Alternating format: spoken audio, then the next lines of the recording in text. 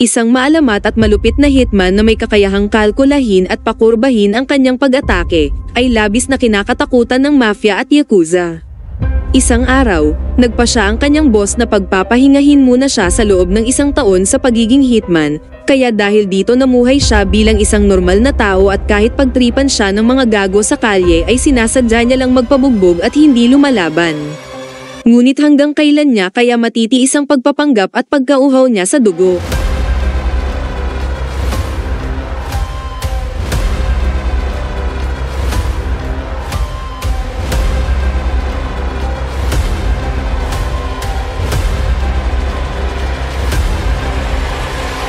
Ngayon ay ikikwento ko sa inyo ang Japanese 2019 action comedy film na pinamagatang The Fable.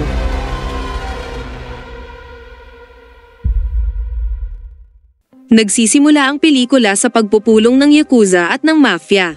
Ngunit ang kanilang pulong ay naantala sa pagdating ng isang hitman na may pambihirang kakayahan sa atleta sa pamamaril.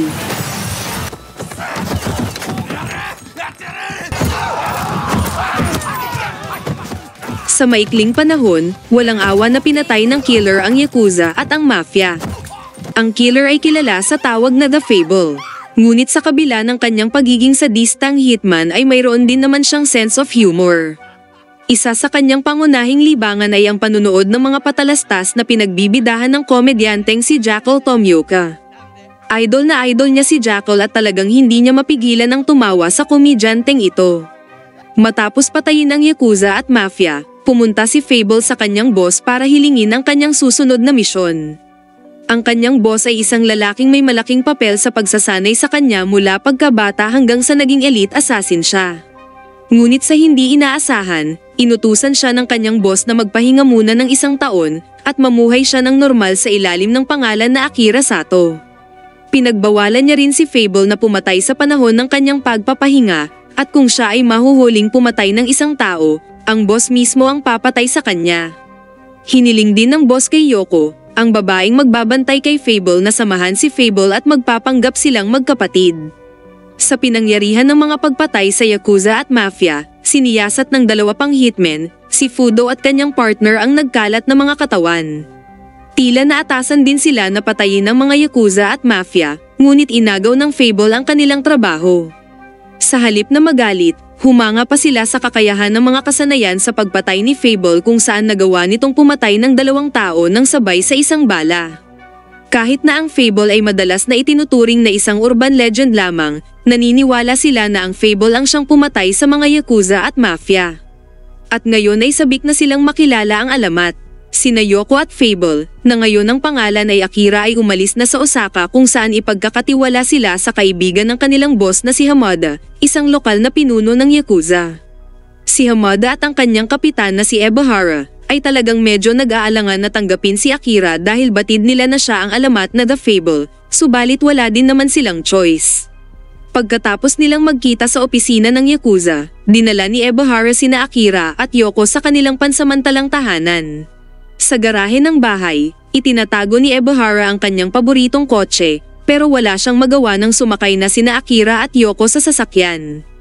Nag-aalinlangan pa rin si Ebahara kay Akira kung talagang nakalib ito bilang assassin o hindi, kaya naman lihim siyang nagpadala ng 2 thugs upang subukan si Akira. Ngunit sinunod talaga ni Akira ang utos ng kanyang boss kung saan hinayaan niyang bugbugin siya ng 2 thugs na inatasan ni Ebahara, at nagkunwaring umiiyak na parang bata. Pero maya-maya ay may lumitaw na babae. Inalok ng babae na si Misaki si Akira ng towel para punasan ang dugong tumulo sa kanyang ilong. Ngunit ang awkward na si Akira ay tumanggi sa kabaitan ni Misaki. Samantala, pinatay ni Fudo at ng kanyang kasama ang mga trabahador na namamahala sa pagliligpit ng mga bangkay ng yakuza at mafia na pinatay ni Akira. Ang isa sa mga manggagawa ay napilitang ibigay ang telepono na naglalaman ng isang recording ni Akira habang isinasagawa nito ang pagpatay.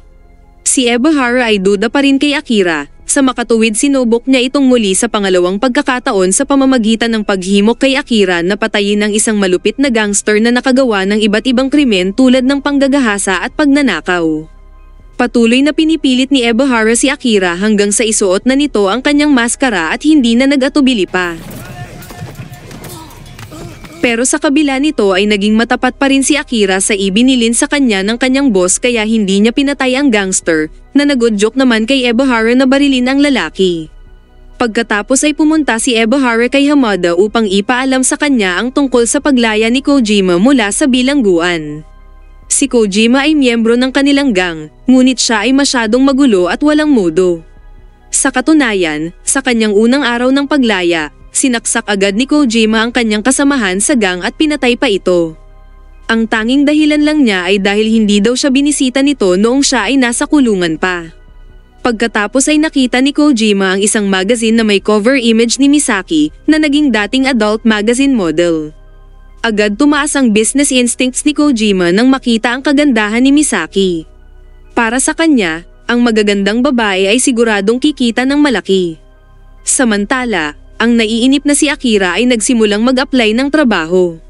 Ngunit sa kasamaang palad dahil sa sobrang pagiging tapat niya sa mga interview, si Akira ay palaging tinatanggihan.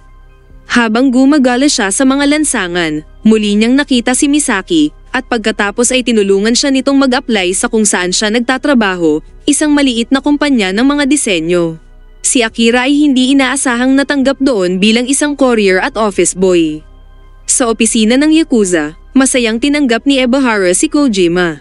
Dahil kahit madalas magdulot ng gulo si Kojima, tinuturing na siya ni Ebihara bilang kapatid, kahit na nakulong si Kojima dahil sa pagpatay sa girlfriend ni Ebihara. Ang balita ng paglaya ni Kojima ay nakarating kay Sanagawa, isang Yakuza lieutenant na inaasam ang posisyon ni Ebihara.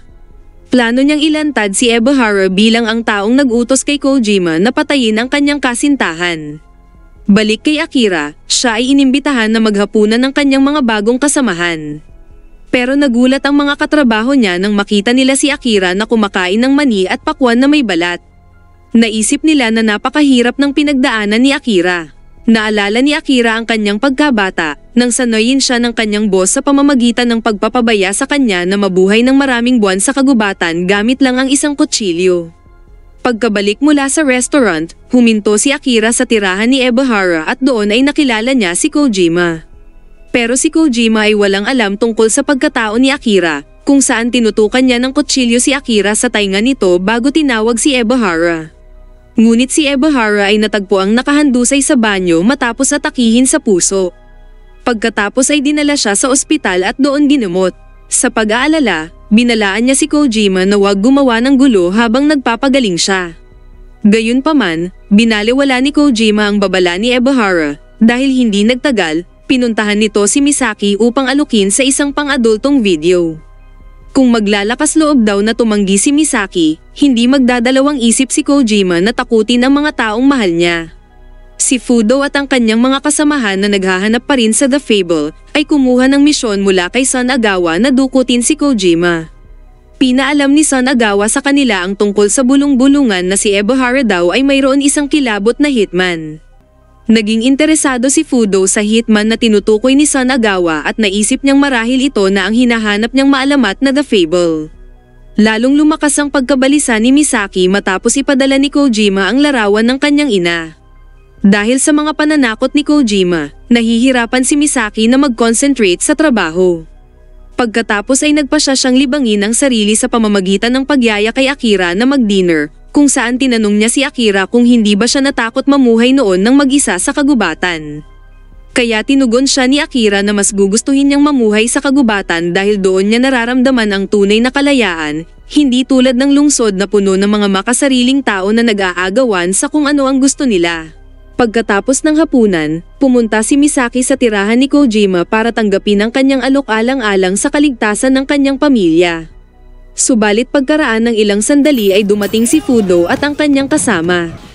Kinidnap nila sina Kojima at Misaki, pagkatapos ay iniharap sila kay Sanagawa. Nang malaman na si Kojima ay kinidnap, pumunta si Ebihara kay Akira para hilingin sa kanya na iligtas si Kojima. Ngunit tumanggi si Akira, na humantong kay Ebihara na gumawa ng isang alok na mahirap tanggihan, kung saan ibibigay niya ang paborito niyang sasakyan kung willing si Akira na tulungan siya. Sa kanyang kakayahan sa pagsusuri, pumunta si Akira sa pinangyarihan ng pagkidnap at sinisiyasat ito. Nagulat siya nang malaman na naroon din si Misaki nang kanidnap si Kojima at sigurado siyang kanidnap din si Misaki. Samantala, pinilit ni Sanagawa si Kojima na magsalita ng masama tungkol kay Ebahara para mapatalsik siya sa Yakuza.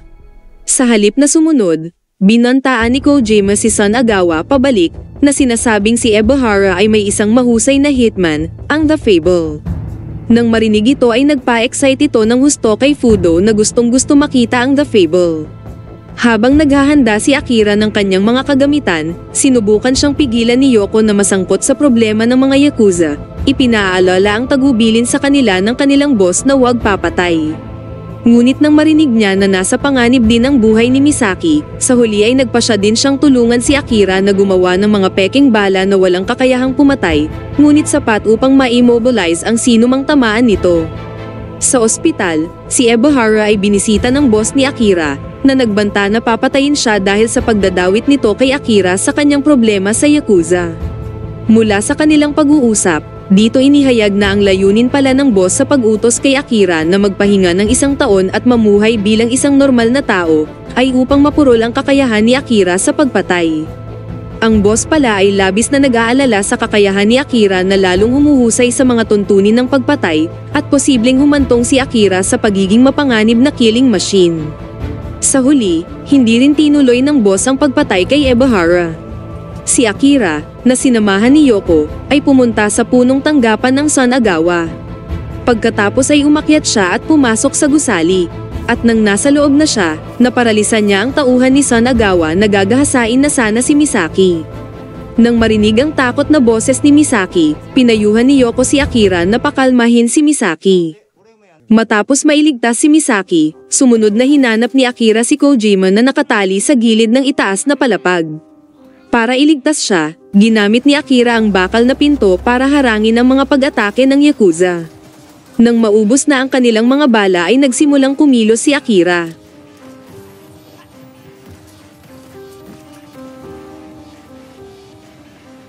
Nagawa niyang iligtas si Kojima bago siya mahulog. Ngunit hindi pa tapos ang trabaho ni Akira, kailangan pa niyang ilabas si Kojima sa gusaling pinapalibutan ng mga tauhan ni Sanagawa.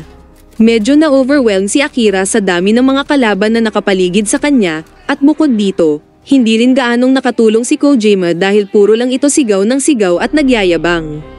Sa oras na ito, si Misaki ay lumabas sa kanyang pinagtataguan, at nahuli siya ng partner ni Fudo kaya napilitan siyang tumalon at muntik nang mahulog mula sa itaas na palapag. Hindi napigilan ng kasama ni Fudo na matawa sa ginawa ni Misaki. Sa kabilang panig ng gusali, pagkatapos matakasan ng mga tauhan ni Sanagawa, nakipag head-to-head si Kojima kay Sanagawa, habang si Akira naman ay nagpasyang hanapin si Misaki. Ang labanan sa pagitan ni Sanagawa at Kojima ay naging pantay lang, ngunit sa huli ay si Kojima ang sa wakas na nanalo. Matapos ang paghahanap, nakita na rin ni Akira si Misaki, pero bago niya pa ito mailigtas, bigla namang sumulpot si Fudo at sinugod si Akira dahilan para mahulog silang dalawa sa ground floor. Pagkatapos ay nakipagbarilan sila sa malapitan. Maging si Akira ay muntik nang mapatay sa crossfire dahil magaling siyang na-corner ni Fudo. Pero mas maliksi pa rin si Akira kaysa kay Fudo. Nagawa niyang barilin si Fudo at hinimatay siya.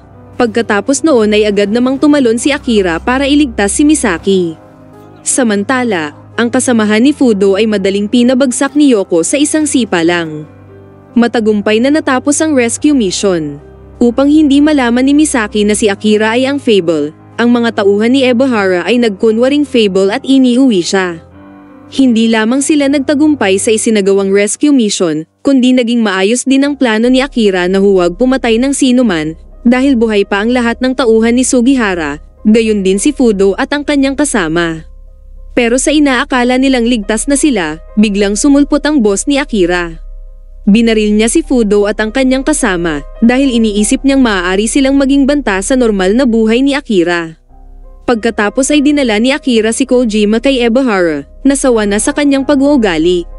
Pinatay niya si Kojima at dinala ang larawan ng kanyang bangkay kay Sanagawa upang mabawasan ang tensyon sa pagitan nila. Sa pagtatapos ng kwento, nakita si Akira na nag-iihaw ng isda sa bubong ng bahay na sinamahan ng kanyang alagang ibon.